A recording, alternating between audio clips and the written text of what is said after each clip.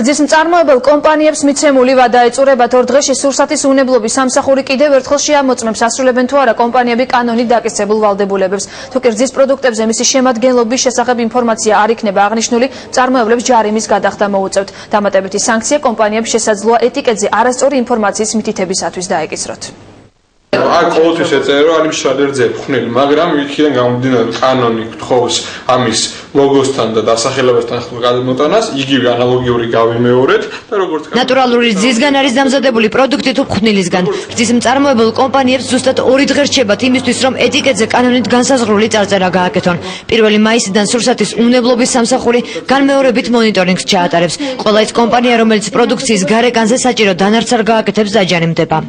ჩვენ არ გვინდა რომ ერთი მხრივ შევქმნათ რაღაც დიდი პრობლემები ადგილობრივი წარმოებისათვის, მაგრამ მეორე მხრივ ვერ შევეგუებით იმ პროცესს, რომ ვინმე არ ასრულებდეს კანონით დადგენილ მოთხოვნებს. საჯარიმო სანქციებს დაექვემდებარება ყველა ის კომპანიაც, რომლის პროდუქციის გარეკანზე მითითებული მონაცემები პროდუქციის შიგ-თავს არ დაემთხვევა. ჩვეულებრივად იქნება აღებული და გამოკლებული კონკრეტულად იმ მიმართულებით, ანუ წარწერასთან შესაბამისობაზე. რძის მწარმოებელ კომპანიებს ეტიკეტზე შესაბამისი წარწერის გაკეთება 1 იანვრიდან დაევალათ. თუმცა კანონის ზალაში შესვლისთანავე საწარმოების ნაწილმა ეტიკეტის შესაცვლელად ვადა ითხოვა. მიზეზად კი ტექნიკური პრობლემები დაასახელა. მათ შორის სანდე და ეკოფუტიც იყო დღეს. ორივე კომპანია აცხადებს, რომ განმეორებითი მონიტორინგისათვის მზად არის. ყველა ქარხნიდან გამოსული პროდუქტი ჩვენი სანტესი არის 100%-ით კანონთან შესაბამისობაში მოსული. ამჟამად მიმდინარეობს ქსელის შევსება.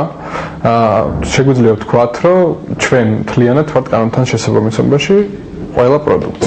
პრობლემები 100%-ით მოწესრიგებულია, დატანილია ყველანაირი წარწერა, რაც კანონით ითვალისწინებს, ისეთ ადგილზე, როგორცაც კანონი ითვალისწინებს, ისეთი რითმით, შრიფტით. ერთ-ერთი ვინც კანონის ზალაში შესვლისთანავე ეტიკეტზე შესაბამისი წარწერა გააკეთა ნიკორა იყო. კომპანიაში აცხადებენ, რომ კანონ პროექტი მოსწონ, თუმცა ამბობენ, რომ აუცილებელია ადგილობრივი მწარმოებელი იმპორტიორებთან თანაბარ პირობებში იყვნენ. რაც შეეხება იმპორტირებულ პროდუქტს, მინდა გითხრათ, რომ ეს კანონი ყველაფერზე თანაბრად უნდა ვრცელდებოდეს, იმისათვის, რომ ჩვენ ყველანი მომხმარებლები ვართ და შესაბამისად უნდა გქონდეს ინფორმაცია თუ რა სახის პროდუქტს მივირთმევთ და რა შემადგენლობა შედის ამ პროდუქტში.